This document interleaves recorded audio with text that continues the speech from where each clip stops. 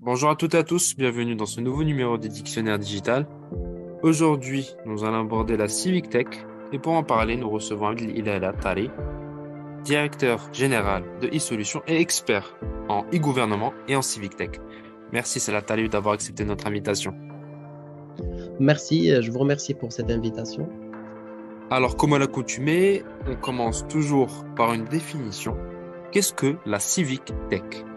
D'accord, donc la Civic Tech est l'abréviation de la signification technologie civique qui fait référence à l'utilisation de la technologie pour encourager la participation citoyenne, renforcer la transparence et la responsabilité des gouvernements afin d'améliorer la gouvernance démocratique.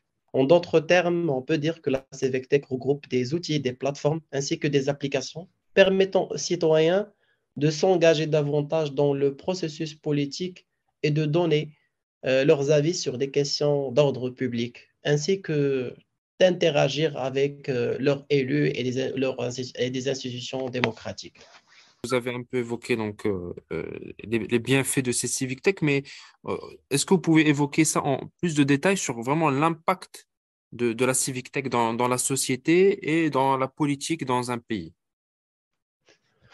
D'accord, la civic tech ou la technologie civique peut être définie comme l'utilisation de la technologie pour améliorer la participation citoyenne dans un territoire, dans un pays, afin de renforcer la démocratie participative et généralement pour renforcer la démocratie. Les enjeux et l'impact de la civic tech sont nombreux. On peut citer parmi ces enjeux et ces impacts le fait de renforcer la participation citoyenne. Les technologies civiques permettent aux citoyens de s'impliquer davantage dans la prise de décision publique.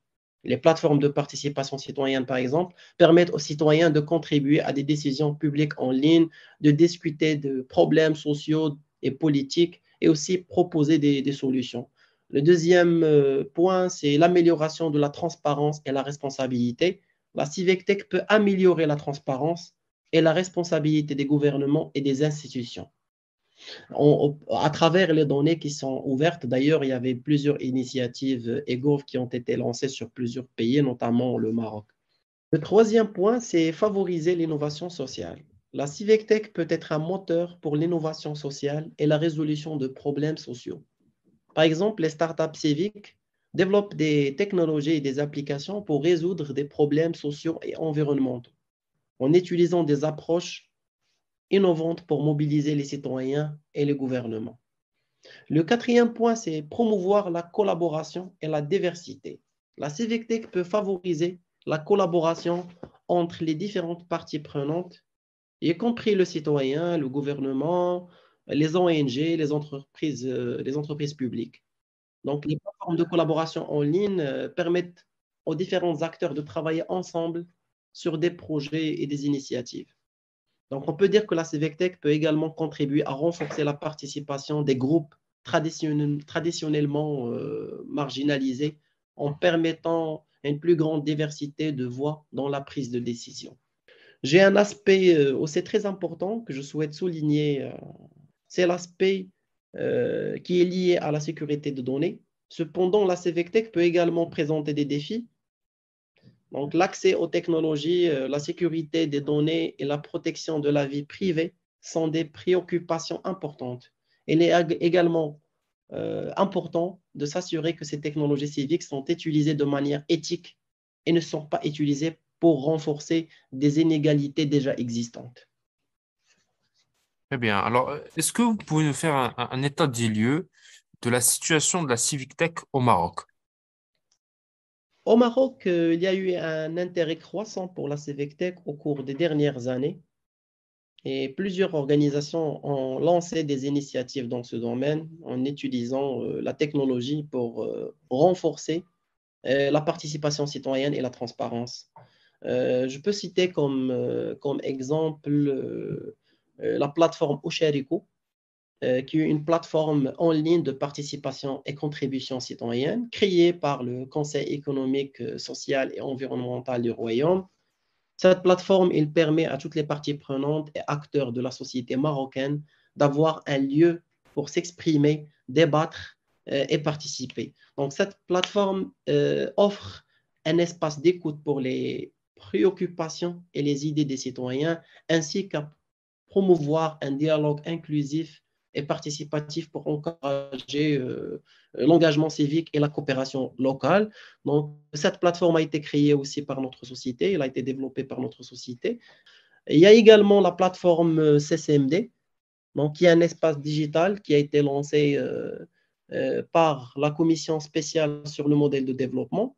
Donc, c'est une initiative qui vient conformément aux hautes directives de Sa Majesté le roi Mohammed VI, appelant à ce que soient associés l'ensemble des compétences nationales, des acteurs sérieux et des forces vives de la nation au processus de réflexion sur le modèle de développement qui avait pour vocation de récolter les propositions et contributions des citoyens pour un modèle de développement participatif et inclusif.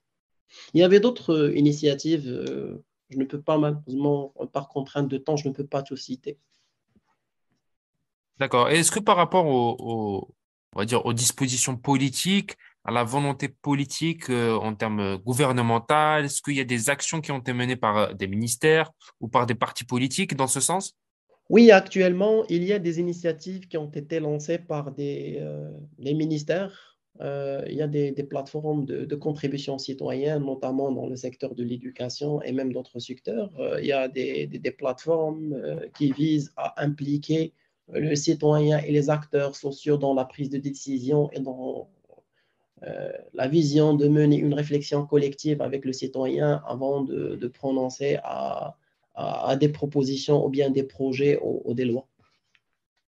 Et selon vous, est-ce qu'il y a une marche à suivre, des étapes que le Maroc doit entreprendre pour accélérer l'adoption de cette Civic Tech et l'efficacité de cette Civic Tech? Oui, effectivement, donc le Maroc soutient et peut encore plus accélérer l'implémentation de la Civic Tech au niveau du territoire, tout simplement par le fait de soutenir les startups et les projets innovants. Donc, les gouvernements peuvent mettre en place des programmes de subvention pour soutenir les startups et les projets innovants dans le domaine de la Civic Tech.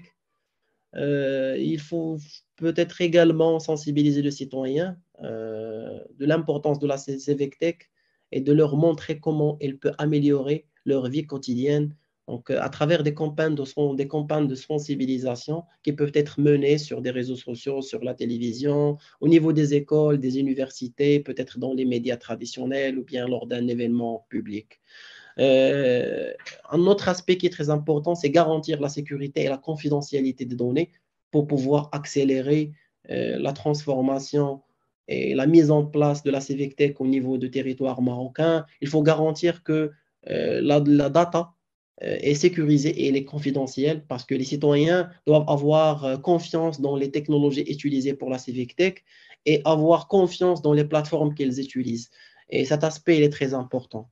On peut même citer aussi le fait de mettre en place une réglementation favorable, de sorte à ce que le gouvernement peut encourager la Civic Tech en mettant en place une réglementation favorable pour inclure des lois qui favorisent la transparence et l'ouverture des données gouvernementales, ainsi que des politiques qui encouragent la participation citoyenne.